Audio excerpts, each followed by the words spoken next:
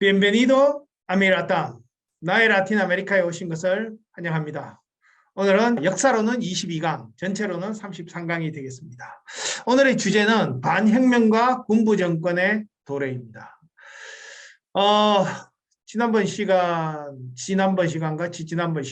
쿠바 강의를 하면서 제가 쿠바에 가서 산 옷을, 쿠바가 나오는 옷을 입었잖아요. 오늘은 또 칠레가 나와서 칠레에 가서 산 옷, 칠레 옷을 입고 나와 봤습니다. 재미로. 자, 지난번 시간에 쿠바 혁명에 대해서 이야기했지 않습니까? 쿠바 혁명이 라틴 아메리카 정치에 엄청난 큰 영향을 가져왔다. 정말 라틴 아메리카뿐만 아니라 세계를 혁명의 열기로 들끓게 만들었다. 자, 그러다 보니까 큰일 난 것은 이 보수 세력들이죠. 그죠? 미국도 큰일이 났죠. 미국도 자기의 영역이라고 생각했던 라틴 아메리카에서 이런 친소련적인 공산주의 혁명, 그런 게릴라 혁명, 게릴라 운동들이 막 일어나니까 이거 잘못하다가는 라틴 아메리카 전체가 공산화될 그런 위험을 느끼게 된 거죠. 그래서 이제 미국이 전략을 변화하게 되는데요. 미국의 기존의 전략은 그거였어요. 라틴 아메리카는 1차 상품 생산해라. 우리가 공산품하고 우리 공산품 사쓰고 니들은 1차 상품 광물이나 농산물 만들어서 우리한테 제공해라. 그러려면 니들은 이런 대토지 소유제를 계속해서 유지하도록 해라. 대토지 소유제를 유지하도록 해라. 그래 대지주 계급들을 여전히 인정을 한 거죠. 그리고 미국은 기본적으로 민주주의 가치를 중요하잖아요. 그러나 이때는 민주주의보다 미국이 더 중요한 것은 사실은 친미적인 그런 정권의 안정, 정치적 안정이 우선이다. 그래서 민주주의 정부가 뭐 친미적이고 자본주의 체제를 잘 유지할 수 있다면 오케이지만 그렇지 못할 경우에는 그런 독재 정권도 우리가 인정하겠다. 친미적이고 자본주의 체제를 유지하려는 그런 독재 정권도 인정을 하겠다. 이게 이제 기존의 미국의 그 대라틴 아메리카 전략이었어요. 그러다 보니까 이 쿠바 같은 나라에서 친미 독재 정부 이런 데 대한 반발 이런 게 바로 쿠바 혁명을 불러왔으니까 이제는 좀 전략을 바꾸겠다. 이제 케네디 대통령이 미사일 위기를 지나고 난 다음에 이 중남미를 계속해서 미국의 편으로 묶어두기 위해서는 우리가 기존의 전략을 바꾸어서 새로운 그런 전략을 만들어야 되겠다 해서 나온 게 진보를 위한 동맹이에요. 진보를 위한 동맹인데 이때 추구한 것이 바로 민주화다. 우리는 이제 민주주의 정부만을 지지해 주겠다. 그 다음에 토지 개혁을 우리가 적극적으로 지원하겠다. 그리고 라틴 아메리카가 산업화하는데 우리가 도움을 주겠다. 이 세 가지를 내세우는 거죠. 그러면서 중남미 이 사진은 베네수엘라의 베탕쿠르트 대통령인데 베탕쿠르트 대통령이 토지 개혁을 단행할 때 이 케네디 대통령이 가서 그 지지 연설도 하고 잘한다고 칭찬도 하고 했던 그런 사진입니다.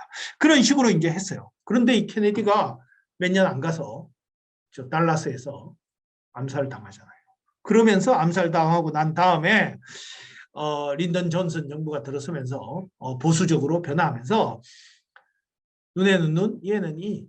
니들이 무기를 들고 자본주의를 위협한다면 우리는 힘으로 막아내겠다. 그러면서 다시 군부 정권을 지원하기 시작하죠. 자, 그러는 가운데 바로 칠레에서는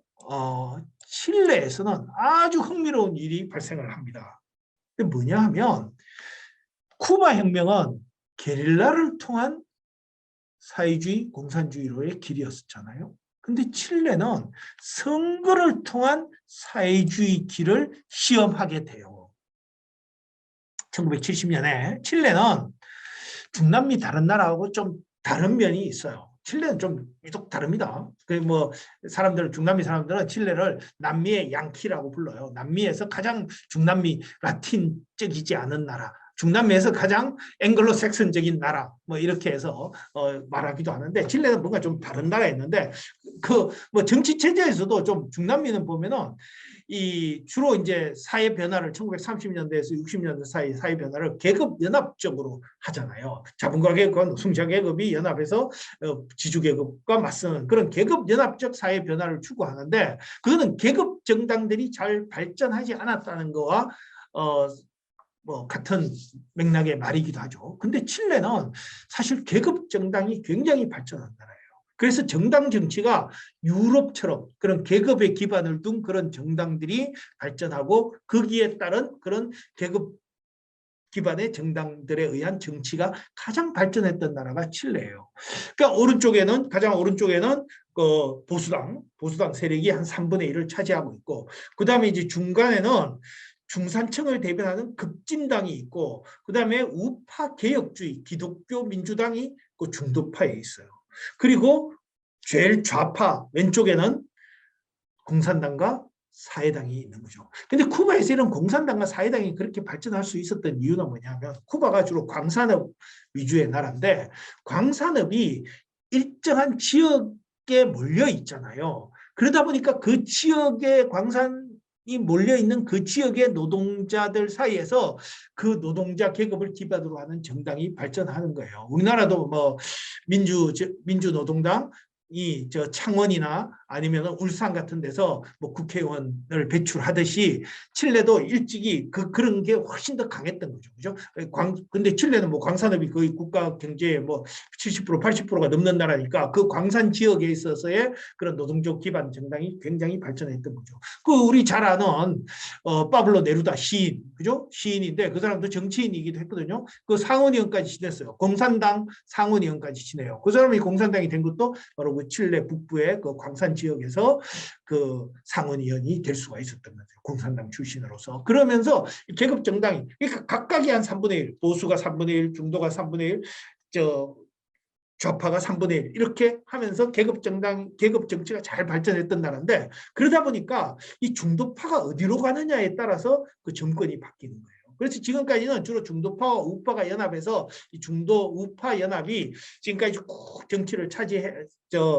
정권을 차지해 왔었는데, 1960년대 들면서 어떤 움직임이 있냐면은 칠레가 주로 지금까지도 구리가 칠레 전체 수출의 50%를 차지하잖아요. 근데 그 구리 산업이 60년대까지만 해도 미국 자본이 들어와서 개발해서 그 미국 소유의 그 기업들이 그 구리 강산을 하고 있었던 거예요. 그러면서 쿠바에는 뭐 허가권이나 아니면 세금 정도 내는 거죠. 그리고 그 개발에서 나오는 그런 이익은 다 미국 소유였잖아요. 근데 그게 이제 칠레로서는 굉장히 불만이었죠. 근데 우파는 뭐 그러면서 미국과 그 광산업에서 나오는 그런 뭐 콩고물을 받으면서 그걸로 만족하고 있었는데, 이 중도파 쪽 개혁 중도파 쪽에서는 그게 못마땅했던 거죠. 그래서 이 칠레의 그 구리 산업을 어떻게 하든지 국유화해야 되겠는데, 그래서 그 이 중도파 국민들의 요구도 그랬어요. 그래서 이제 그 1960년대에 이 기독교 민주당을 중심으로 한,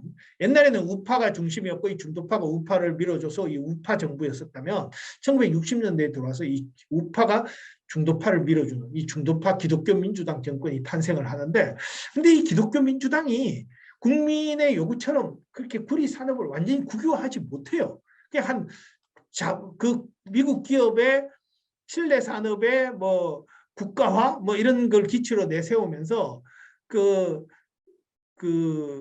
한 50% 정도의 지분을 얻어내는 그 정도에서 만족하고 마는 거예요. 그러니까 이 중도파를 지지해줬던 많은 국민들이 그걸로는 만족하지 않는 거죠. 이 구리 산업, 중요한 칠레의 가장 중요한 산업인 구리 산업을 여전히 미국이 와서 지배하고 있으니까 이 칠레 그 중도 세력들이 거기에 만족하지 못하고, 그러면 칠레 구리 산업을 완전히 국유화하려면은 이 좌파 정부가 필요하겠다. 그러면서 이 중도파들이 좌파 정부를 지지해서, 그래서 중도파와 좌파 정부가 연합하면서 바로 이 좌파의 그 공산당 출신의 살바도르 아옌데가 기독교 민주당과 연합해서 바로 인민연합정부가 탄생을 하게 되는 겁니다. 그래서 탄생을 하게 돼요. 정말 선거를 통해서 이 공산당 출신의 살바도르 아옌데가 대통령이 되는데, 그래서 이 사람이 대통령이 딱 돼서 제일 먼저 한 것은 바로 구리 산업을 국유화했죠.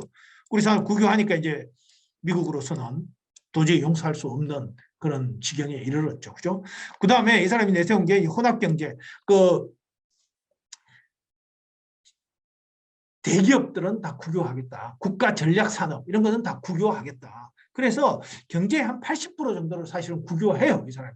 그리고 뭐 중소기업들 이런 거 한 20% 되는 거는 여전히 민간에게 남겨두지만 대부분의 은행이나 뭐 이런 큰 대기업들 이런 것들은 다 국유화해버립니다. 그러면서 이제 혼합 경제를 실시하고 그다음에 토지 개혁을 통해서 대토지 소유제를 종식시켰다.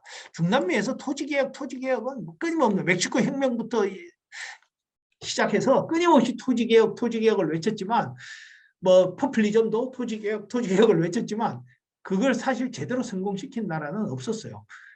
중남미에서 정말 제대로 토지 개혁을 한 나라는 쿠바하고 칠레의 이 아옌데 정부밖에 없었어요. 그래서 그러고 저 멕시코의 라사로 카르데나스 대통령이 토지 개혁을 좀 제대로 하긴 했지만 뭐 그것도 나중에 또 다시 토지가 다시 집중화돼 버리고 말았죠. 그죠? 물론 칠레도 아옌데가 토지 개혁을 제대로 했지만 또 그 이후에 보수 정부가 들어서면서 또 되돌아가긴 했습니다.